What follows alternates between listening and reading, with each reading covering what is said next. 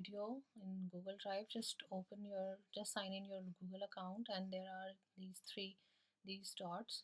Just go to the Google Drive here, and you can see that your Google Drive, if it's active, as my Google Drive is active, I have like been using it since long. But if you're not, so there he will asking very general permissions, and your Google Drive would be activated. It's an inbuilt a repository, and deposit free of cost has been given to you. So there I'm going to save my today's lecture. So I have like select new folder. So I'll be using and renaming it as 11th March recordings, and then I'm creating it. Once you will create this folder, it will be opening.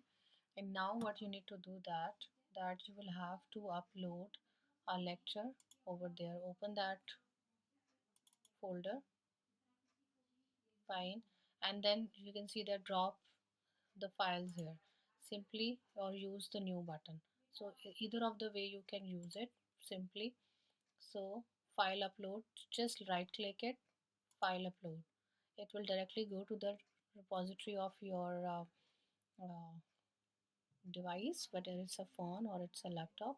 So I'm using this today's lecture how to make videos. So it's been uploading, simple as that. It's once it's uploaded, it will be reflecting in this. It really takes time to upload a lecture because it's a video, and once it's uploaded, there will be an option with the help of right click, that is the option of share.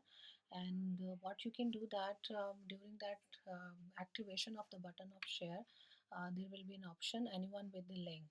So automatically when you will share it, a link will be generated, and then you can share it with anybody else. So this is how the files are shared. I can show you that some other file. For example, there is another document already available in my Google Drive.